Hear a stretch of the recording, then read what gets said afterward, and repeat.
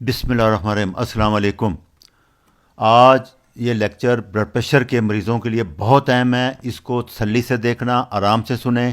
بہت لوگ کہہ رہے ہوتے ہیں جی لیکچر لمبا ہے، اگر آپ 15-20 منٹ اپنی زندگی کے لیے نہیں دے سکتے تو وہاں ڈاکٹر کے انتظار میں 6-6 گھنٹے بیٹھیں گے، پھر ٹیسٹ کرائیں گے، پھر ایک دن جائیں گے، پھر 2 گھنٹے بٹھائے گا، وہ قبول ہے آپ کو؟ یہ 15-20 منٹ کا لیکچر آپ کو بڑا لگ رہا ہے؟ تو پھر آپ اللہ ہی آپ پہ رحم کرے گا، پھر میں اپنی بات پوری کروں گا، جتنی لمبی ہو جائے مکمل کروں گا، کیونکہ میں نے عہد کیا ہوا ہے کہ میں نے آپ کو ایجوکیٹ کرنا ہے، میں نے کوئی آپ سے ویو نہیں لینے، نہ میں نے صرف لینی ہے، پہلے بھی کہہ دیا تھا میں نے۔ تو اس لیے برائے مہربانی یہ غور سے سنیں، اچھی طرح کریں، انشاءاللہ فائدہ صرف آپ کو ہونا ہے، مجھے کوئی فائدہ آپ سے نہیں ہونا۔ اور دوسرا، یہ ڈائٹ چارٹ کا لنک ویڈیو کے نیچے شیئر کر دیا ہے، آپ وہ ڈاؤن لوڈ کر لیں۔ اور آج کی سب سے بڑی جو پچھلے 8-10 سال میں ہے کہ میڈیکل نالج اب ڈاکٹروں کی اجارہ داری نہیں ہے۔ میرے بھائیوں کو یہ بات سمجھ نہیں آ رہی، وہ اب بھی یہ سمجھتے ہیں کہ تھوڑا سا علم حاصل کر لیں گے، ڈاکٹر صاحب مریض آئیں گے، ان سے پیسے دیں گے، وہ باتیں بتائیں گے۔ نہیں، دنیا بدل گئی ہے۔ ہر بندہ اگر کوئی تھوڑا سا سمارٹ آدمی ہے تو اس طرح کے لیکچر سن کے وہ ڈاکٹر بن سکتا ہے۔ جیسے ان ڈاکٹر بک ہے، جیسے میرا 3D ایم تھا، ڈاکٹر ڈرگ اور ڈیزیز سے بچو۔ لیکن اگر آپ عمل کریں گے، سوچیں گے، کیونکہ ڈاکٹر صاحبان آپ کی بدقسمتی یہ ہے کہ کوئی ڈاکٹر بھی پاکستان میں تو ابھی تک کم سے کم اس کو ماننے کو تیار نہیں ہے کہ انسولین ریزسٹنس بھی کوئی بیماری ہے، اور یہ اس وجہ سے ساری بیماریاں ہو رہی ہیں۔ اس ایک کو ٹریٹ کروں تو یہ 90%، 80% بیماریاں زیرو جڑ سے ختم ہو جائیں گی۔ یہ آپ کی بدقسمتی ہے، ایسے آپ کو ہی سیکھنا پڑے گا، اور میں بھی ساروں کو ٹریٹ نہیں کر سکتا کراچی لندن میں بیٹھ کے، تو یہ آپ کی مجبوری ہے اور میری بھی ہے۔ تو اس لیے برائے مہربانی سلی سے سنیں، بار بار سنیں اس کو۔ یہ ابھی جب میں کہہ رہا ہوں کہ ڈاکٹروں کی اجازت، تو یہ دیکھیں الیکٹرانک بلڈ پریشر آ گیا ہے۔ پہلے ڈاکٹر کے پاس جانا پڑتا تھا، ٹائم لیں گے، نرس آئے گی، چیک کرے گا، یہ بتائے گا، یہ ابھی آپ یہ ہاتھ پہ باندھیں۔ یہ دوسرا اس کا فائدہ یہ ہے کہ یہ 5-10 زیادہ بتاتا ہے، وہ آپ کو فائدہ ہو جائے۔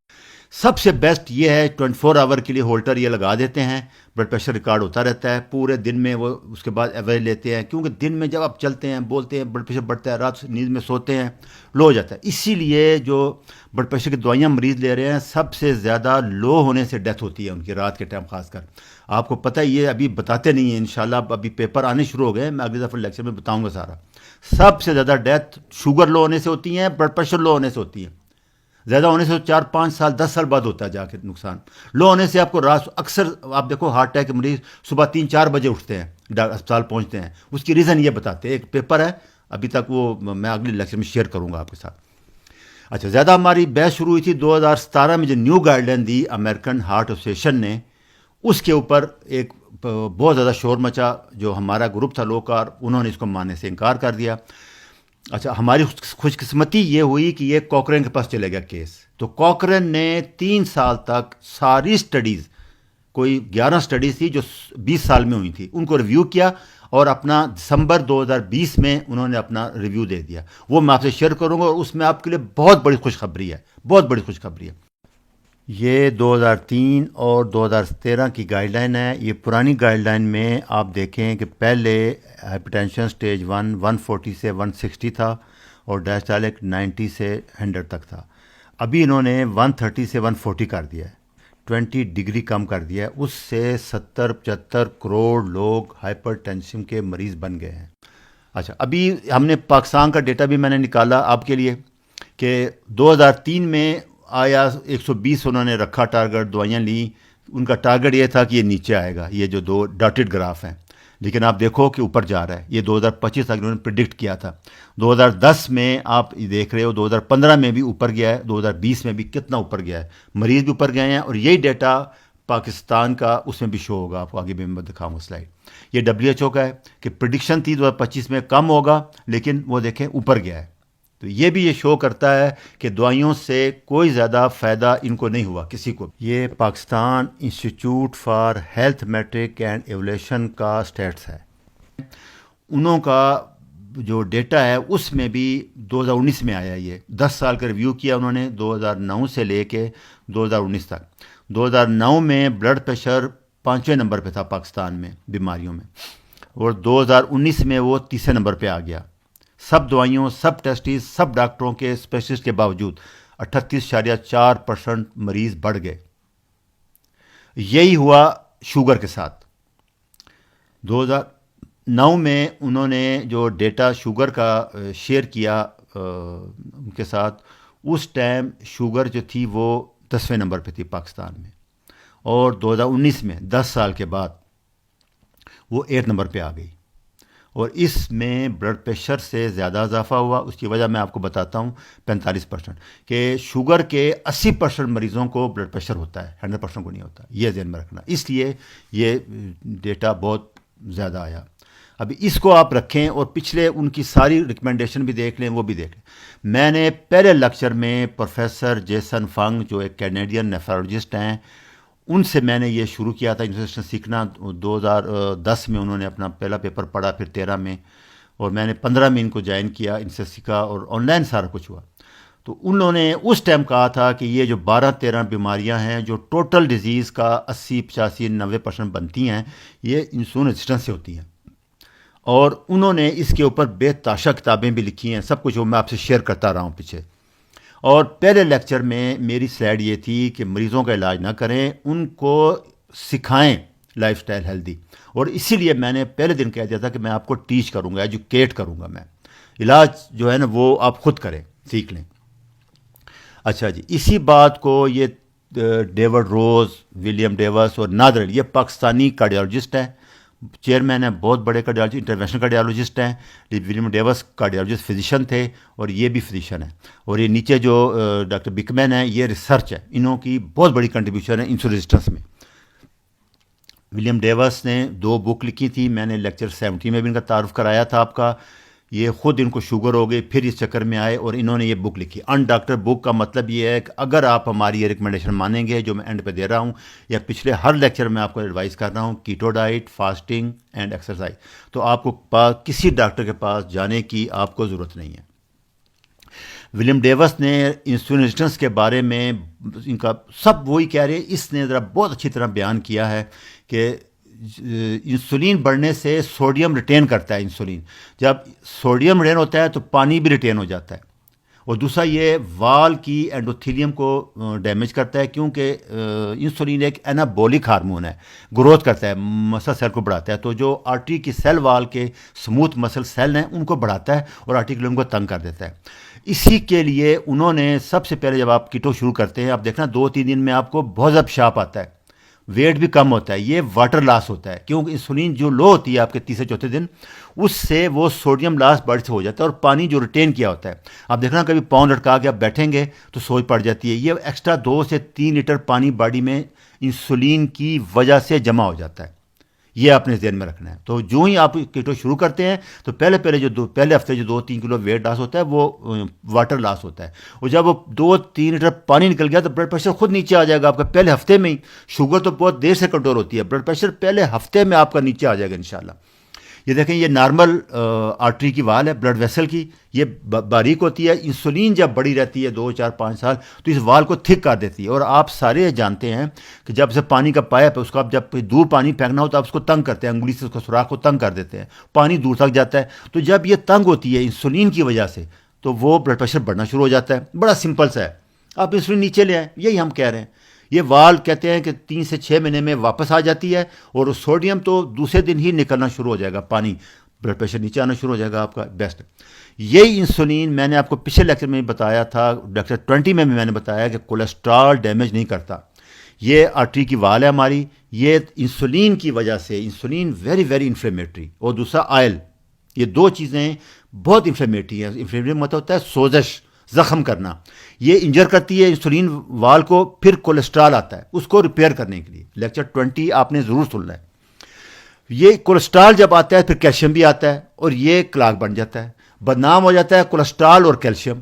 حالانکہ انجری انسولین نے کی تھی. کیلشیم اور کولیسٹرول یہ بہترین دوست ہے ہماری، یہ ہیل کرنے آتا ہے تاکہ ویسل لیک نہ ہو جائے، آپ کی فوراً ڈیتھ نہ ہو جائے. اور ایسا یہ ایتھروسکلوسس کہہ دیتے ہیں. اسی کو پھر یہ بلاک ہو جائے گا، اسی میں پھر اسٹنٹ ڈالیں گے، پھر بائی پاس کریں گے. یہ سارا پروسیس شروع انسولین ریزسٹنس سے ہوا ہے. یہ بات یاد رکھنی ہے آپ نے. یہ اتنی زبردست ریسرچ ہے، اللہ تعالیٰ کی اتنی بڑی مدد ہے ہمارے لیے، تھرڈ ورلڈ کنٹری کے لیے جو افورڈ نہیں کر سکتے. آپ کو میں بتاؤں کہ $219 بلین کارڈیو واسکولر ڈیزیز پہ خرچ ہوتا ہے صرف امریکہ میں ایک سال میں. اتنی بڑی انڈسٹری ہے یہ. یہی ڈاکٹر روزویری نے اپنی بک لکھی کہ 30 دن میں وہ لائف سٹائل سے ڈائٹ سے بلڈ پریشر ریورس کر دیں گے. پاپولر بک ہے, بیسٹ سیلنگ بک بنی ہے سال کی. یہی ہمارے ڈاکٹر نادر علی, ان کا پورا تعارف ہے, یہ بھی لو کارب میں آ گئے ہیں. یہ بھی یہی کہہ رہے ہیں کہ میرے مریض ٹھیک ہوتے ہی نہیں تھے کولیسٹرال دوائیاں دے دے کے, جو ہی لو کارب پہ آئے ہیں وہ کہتے ہیں بلڈ پریشر بھی نیچے آ گیا. بہت زیادہ ان کی ریسرچ آپ یوٹیوب پہ جا کر سکتے ہیں, میں کسی اور لیکچر میں ان کی تفصیلی تعارف بھی کراؤں گا. یہ ڈاکٹر بکمین کی ریسرچ ہے جو میں نے بتایا تھا ہم بیمار کیوں ہوتے ہیں. صرف 12% نوجوان امریکہ میں ہیلدی ہیں, 88% کو انسولین ریزسٹنس ہے. اس کا مطلب ہے کہ میٹابولک سنڈروم بھی کہتے ہیں اس کو. شوگر کو ابھی میٹابولک سنڈروم کہتے ہیں, انسولین ریزسٹنس کہتے ہیں. میں اپنے ڈاکٹر ینگ صاحبان سے ریکویسٹ کرتا ہوں ہاتھ جوڑ کے کہ یہ اپنا ریویو کریں, یہ تقلید, اندھی تقلید چھوڑ دیں. وہ جو پاس ہو چکے ہیں وہ تو کریں, جو پاس ہیں ان کی مجبوری ہے بیچاروں کی. یہ اس کاز انسولین ریزسٹنس ہے, زیادہ انسولین ہے, اور یہی وہ میٹابولک, اس کا نام بدل گیا نئے ایڈیشن میں, اور انسولین ریزسٹنس آنا شروع ہو گیا ہے. کیا ہے میٹابولک سنڈروم؟ ڈائٹری ڈیزیز ہے. کیا ہے؟ کاربوہائیڈریٹ کھانے سے ہوتی ہے, بار بار کھانے سے ہوتی ہے. یہی میں آپ کو بتا رہا ہوں پہلے دن, جو ہی آپ کم کریں گے سب کچھ ریورٹ بغیر کسی دوائی کے. یہی ڈاکٹر بکمین نے کہا ہے کہ بیسٹ ٹیسٹ انسولین ریزسٹنس کا فاسٹنگ انسولین ہے. امریکہ میں وہ کہتا ہے, اسٹڈی انہوں نے کی تھی, ایوریج 9 آئی اور نارمل 4 ہوتی ہے جیسے میں نے بتایا تھا. تو یہ ثابت ہو گیا کہ ایک ہی ٹیسٹ ہے جو آپ کو ڈائگنوز کر دے گا انسولین ریزسٹنس. اچھا, ابھی میں تھوڑا سا بتا دوں کہ بلڈ پریشر کے لیے جو ریکمنڈیشن ہے American cardiac association, American heart association college کی, وہ کہتے ہیں کہ 3 دفعہ چیک کرنا ہے ایک ہفتے کے وقفے سے, ایوریج لینا ہے, ایک دفعہ نہیں کرنا.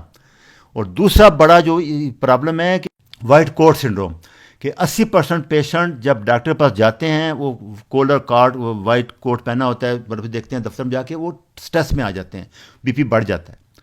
اور صحیح طریقہ جو انہوں نے ریکمینڈ کیا ہے, آپ دیکھنا کون سا ڈاکٹر آپ کا بلڈ پریشر ایسے چیک کرتا ہے. وہ کہتے ہیں کہ آدھا گھنٹہ پہلے آپ نے چائے کافی نہ پی ہو, 5 منٹ آپ جا کے دفتر میں ڈاکٹر صاحب کے پاس ٹیک لگا کے آرام سے بیٹھ جائیں, پھر آپ کے بازو پہ باندھے, اور بازو آپ کا ہارٹ کے لیول پہ ہو, دل کے لیول پہ ہو. اس کے بعد وہ ناپے, آپ آرام سے بیٹھے رہیں, 1 منٹ بعد دوبارہ چیک کریں. دونوں ریڈنگ میں اگر فرق زیادہ نہیں آ رہا تو پھر تیسری ریڈنگ بھی لے اور ان کا ایوریج لے. آپ مجھے بتائیں کہ کس پروفیسر جس کو 2.5-3 دیکھتے ہیں اس طرح بلڈ پریشر چیک کرتا ہے آپ کا؟ وہ ایک ریڈنگ لے گا, آپ سے 2 منٹ بات نہیں کرے گا, آپ سٹریس میں ہو, بی پی بڑا ہوا ہے, دوائی لکھ دے گا آپ کو. اس لیے یہ چیزیں نوٹ کر لیں پلیز. ینگ ڈاکٹر صاحبان سے میری ریکویسٹ ہے کہ اگر کرنا بھی ہے تو اس طرح جو ان کی ریکمنڈیشن ہے وہ ایک ہی آپ مان رہے ہو, 120-80 یہ نہیں مان رہے جو کہہ رہے ہیں, یہ بھی ان کا ریکمینڈ ہے. اس کے بغیر بی پی دوائی آپ شروع نہیں کر سکتے.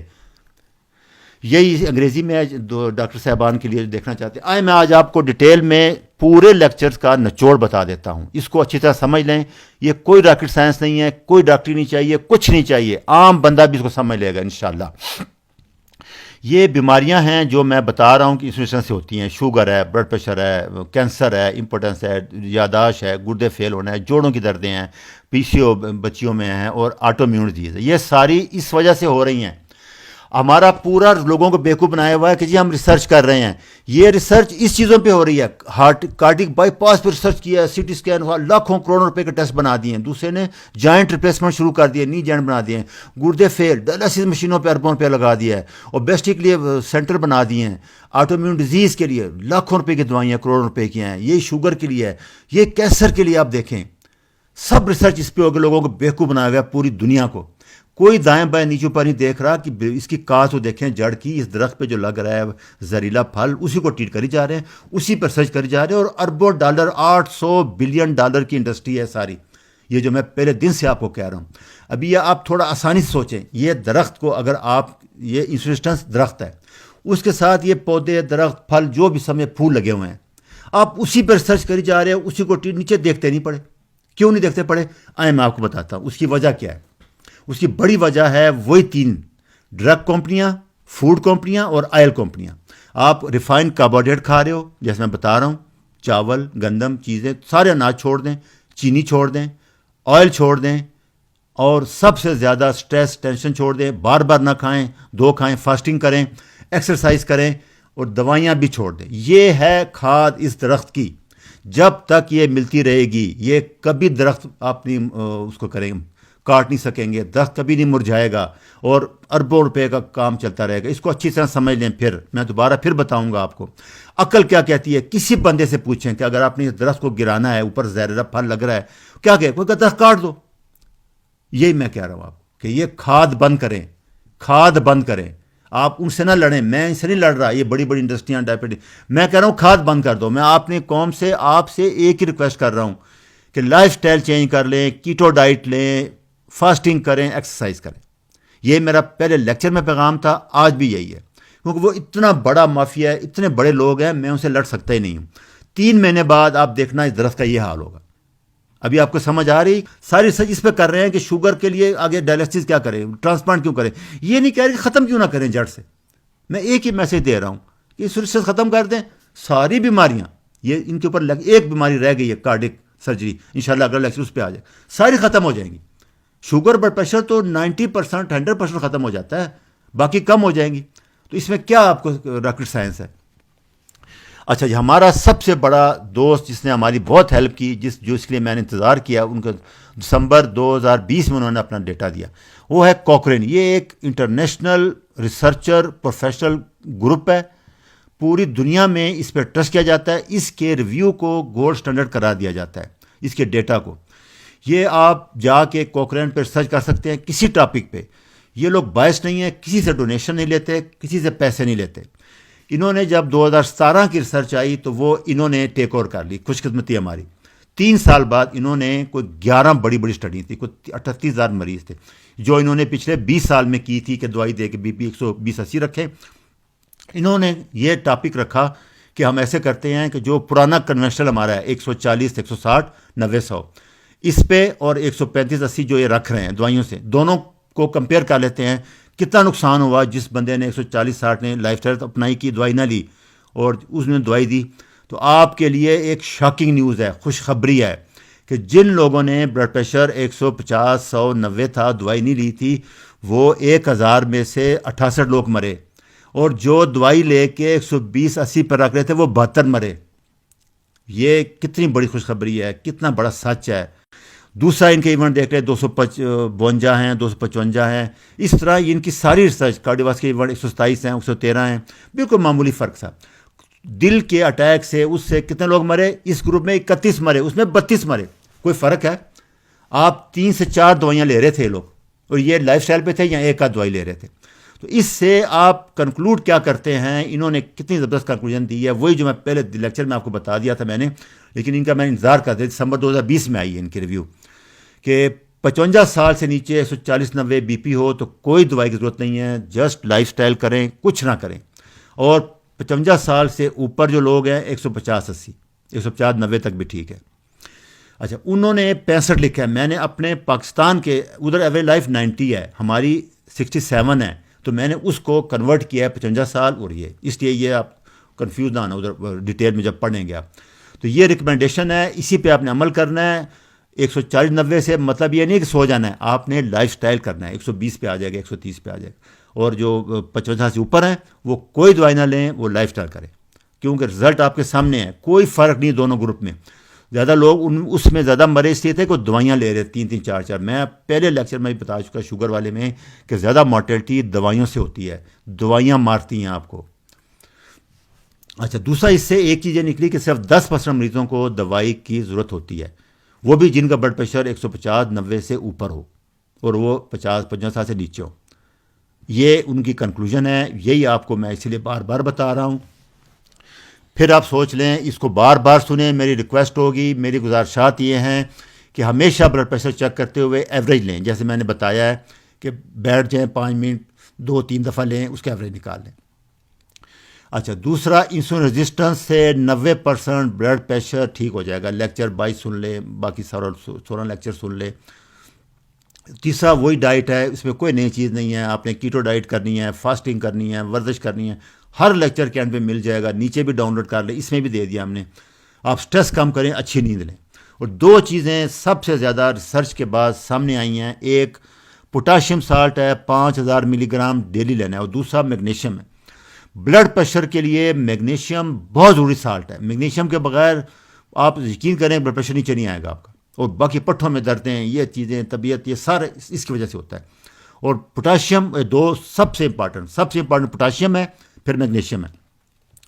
دوسرا, ہماری کسی ڈائٹ میں اومیگا 3 نہیں آ رہا, ہمارے پاس گراس فیڈ نہیں, مجبوری ہے یہ کیپسول لے لیں.